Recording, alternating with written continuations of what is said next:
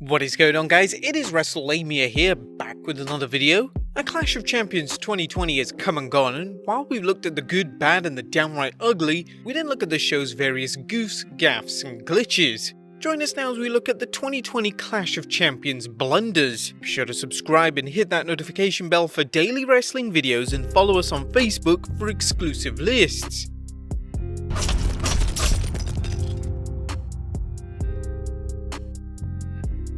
Number 1. Charly Caruso's persistent problem. Charly Caruso has been known to get flustered around Angel Garza, which might explain why she referred to them as Raw Tag Team Champions during the Clash of Champions kickoff show.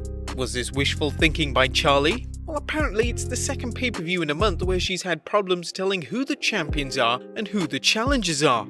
Caruso continues to grow as an interviewer and a panelist, so it's unlikely her occasional mistakes will see her gone from the kickoff show. Now, if the WWE could only get rid of Pete Rosenberg, the kickoff show would be even better. Number 2. John Blunder LAYFIELD.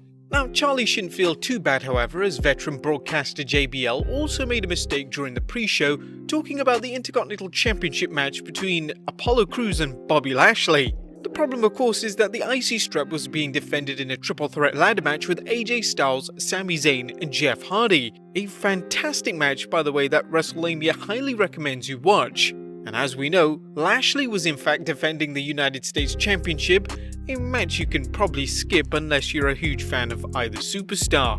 Number 3. A troubling tag. The Raw Tag Team Championship match was a wild ride as Angel Garza and Andrade dominated the champions in what looked to be their night to wrest the belts from the Street Profits. However, that didn't happen, and the match was quickly overshadowed by the fluky finish in which Andrade kicked out, but the referee counted the 3 anyway. Now explained that the reason apparently being an injury to Angel Garza that forced the official to wrap things up. Of course, Andrade might have not known that miscommunication. However, that's not the only match mishap, as earlier in the title match, Montez Ford tagged in Angelo Dawkins, only for the referee to rule a legal tag hadn't been made.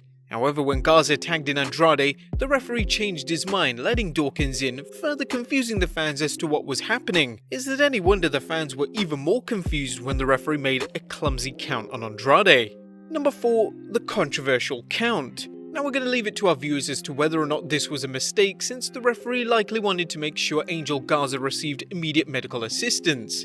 The match could have been a finish, as wrestlers are known for their ability to improvise on the fly, but it's hard to fault an official's decision for wanting to safeguard wrestlers.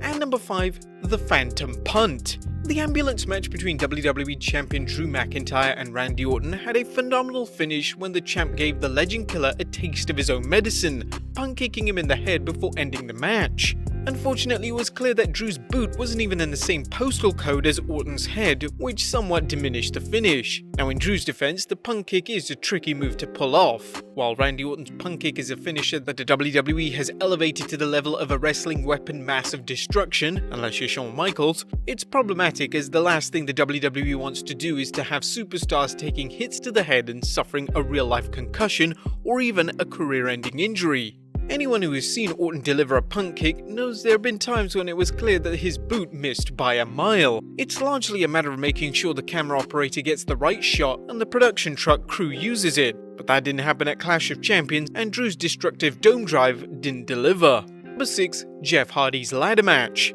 During the Titanic triple threat ladder match between Jeff Hardy, Sami Zayn and AJ Styles, Jeff Hardy knocked the ladder over as Sami Zayn was climbing it. Not only did wrestling's charismatic enigma knock Zayn from the ladder, but he also clobbered AJ Styles, who was jumping off the top rope. Whether or not this was intentional or inadvertent, Styles was knocked down, which then sent the ladder back at Hardy. While it appears Jeff wasn't planning on being hit by the ladder, he quickly adapted, selling the collision and falling to the mat. Jeff's quick thinking reflected his decades of experience in the ring, particularly in ladder matches, and made the bout all the better. But there you have it, guys, all of the mistakes from 2020's Clash of Champions pay-per-view. Were you guys expecting this many, and did you think some of these were understandable? Be sure to let us know your comments down below, subscribe if you haven't already, follow us on Instagram and Facebook for exclusive lists, and I'll see you next time with some more wrestling content.